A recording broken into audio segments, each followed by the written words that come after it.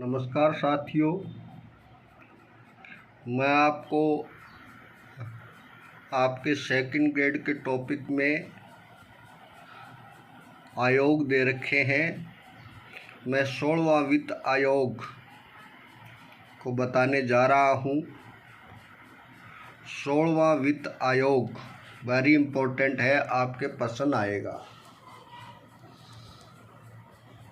गठन है वो राष्ट्रपति के द्वारा हर 5 वर्ष के बाद किया जाता है।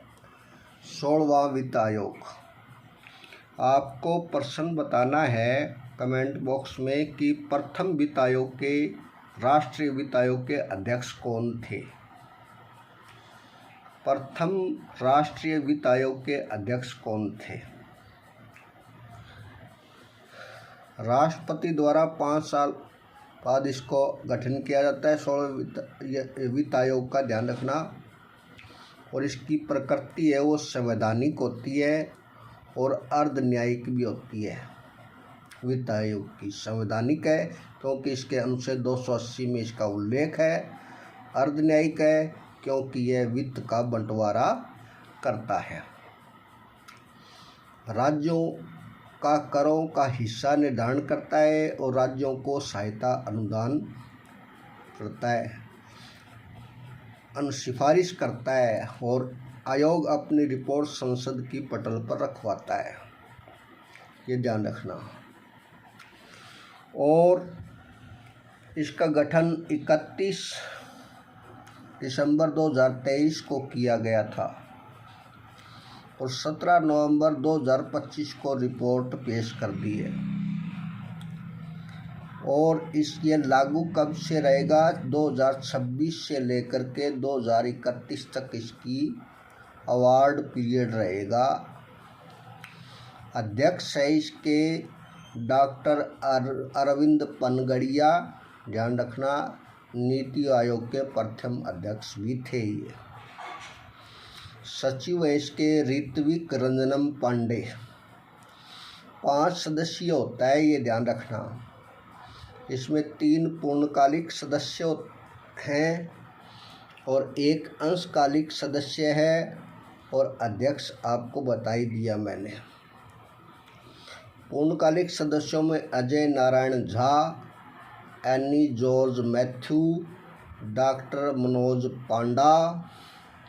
और अंशकालिक सदस्यों में डॉक्टर सौम्यकांति घोष। ये आरबीआई के आरबीआई में मुख्य आर्थिक सलाहकार भी हैं। इसमें इस बार क्या किया है कि केंद्र से राज्यों का कुल हिस्सा, प्रत्यक्ष हिस्सा 41% रखा गया है, जो पिछले 15 वित्त आयोग में भी था।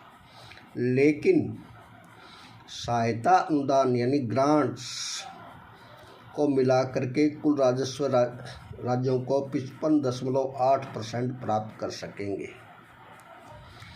इसमें केंद्र के प्रत्यक्ष और अप्रत्यक्ष कर शामिल हैं, लेकिन सेस और सरचार्ज इसमें शामिल नहीं है। इतना ध्यान रख लेना आप। तो मोटी मोटी बातें। इसमें खास बात यह है कि इसमें पहली बार कोई भी राज्य अपनी ग्रोथ रेट, जीडीपी रेट 10% तक रखता है या 10% से अधिक होने पर उस राज्य को लाभान्वित किया जाएगा। यानी पहले जनसंख्या बेस पर ग्रांट मिलती थी, हिस्सेदारी मिलती थी। अब वो सिस्टम नहीं रहा, अब आर्थिक बेस बना दिया है। लाभान्वित राज्य इससे कौन से हुए? कर्नाटक हुआ है, केरल हुआ है और गुजरात और तेलंगाना। कर्नाटक और केरल का ध्यान रखना वेरी इम्पोर्टेंट है, आ सकता है। पहली बार जीडीपी में 10% से अधिक होने पर लाभान्वित राज्य और हिस्सेदारी में गिरावट किसकी आई है? पहले जनसंख्या के आधार पर देते थे तो उत्तर प्रदेश था, लेकिन इसके उत्तर प्रदेश अब गिरावट आ गई, इनके कमी कर दी गई है। बिहार में भी कमी और मध्य प्रदेश में भी कमी आई है। राज्यों की रैंकिंग में यह बदलाव जनसंख्या की अपेक्षा आर्थिक दक्षता को महत्व देता है। यानी पहले जनसंख्या के आधार पर मिलता था, अब आर्थिक दक्षता के आधार पर ग्रांट मिलेगी, हिस्सेदारी मिलेगी। ध्यान रखना, राज्यों की हिस्सेदारी आर्थिक दक्षता के आधार पर होगी। पहली बार ऐसा किया गया है। वीडियो में ज़रूर डिफ़िकल्ट प्रश्नों से बनाता हूँ, लेकिन आपके फ़ायदा बहुत ज़्यादा है। सरल सरल वीडियो बना करके मैं भी टाइम पास कर सकता हूँ, लेकिन ऐसा नहीं है, क्योंकि आप सेकंड ग्रेड अध्यापक बनने जा रहे हो। सहायता अनुदान में कुल अनुदान, ध्यान रखना, सहायता अनुदान में कुल अनुदान प्रश्न बन सकता है 9.47 लाख करोड़ का रखा गया है। 9.47 लाख करोड़, 9.47 लाख करोड़ का। इसमें ग्रामीण है 4.4 लाख करोड़ और शहरी है 3.6 लाख करोड़। इम्पोर्टेंट प्रश्न, लेकिन इनको ऐसे ही नहीं मिलेगा राज्यों को। अनुदान प्राप्ति हेतु राज्यों के लिए 3 शर्तें भी लगाई गई हैं, और वो शर्तें हैं कि राज्य वित्त आयोग का समय पर गठन करेगा, ऑडिट किए गए खातों का सार्वजनिक खुलासा करेगा, स्थानीय निकायों की संवैधानिक स्थापना करेगा। स्थानीय निकाय। इस बार राजस्व घाटा अनुदान को समाप्त कर दिया गया। राजस्व घाटा अनुदान को पूर्ण रूप से समाप्त कर दिया गया है, ये ध्यान रखना। राजस्व घाटा अनुदान को पूर्ण रूप से समाप्त कर दिया गया है। इस बार आपदा प्रबंधन मांग आधारित होता था। पहले आपदा प्रबंधन पहले मांग आधारित होता था, लेकिन अब जोखिम आधारित फंडिंग कर दिया गया है, जोखिम आधारित। और इसके लिए डिजास्टर रिस्क इंडेक्स यानी DRI लागू होगा। प्रत्येक इंडेक्स जारी करेंगे प्रत्येक साल, उसके आधार पर होगा।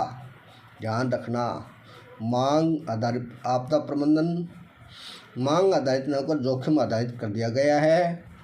और आपदा प्रबंधन का कुल आवंटन 2.04 लाख करोड़ किया गया है। और इसमें पूर्वोत्तर और हिमालय राज्यों की हिस्सेदारी है वो 90-10 होगी, और अन्य राज्यों के लिए हिस्सेदारी 75-25 रहेगी। यानी राजस्थान के लिए 75-25 होगी। जी, राजकोषीय लक्ष्य 2031 तक क्या रखा गया है? केंद्र के लिए 3.5% और राज्यों के लिए 3%। राजकोषीय लक्ष्य 2031 तक 16वें वित्त आयोग के अनुसार। और वन मानक में थोड़ा बदलाव हुआ है। वन मानक में पहले सघन वन ही शामिल करते थे, अब खुले वनों को भी शामिल कर लिया गया है। तो दोस्तों धन्यवाद। मैं आपको कल राज्य वित्त आयोग पढ़ाऊँगा। निश्चित रूप से प्रश्न टपकेगा। मैं आपका साथी सुरेश वालिया। वीडियो देखने में कोई दिक्कत आ सकती है, कंटेंट आपको मैं ज़बरदस्त दूंगा। मेरे वीडियो को शेयर करें।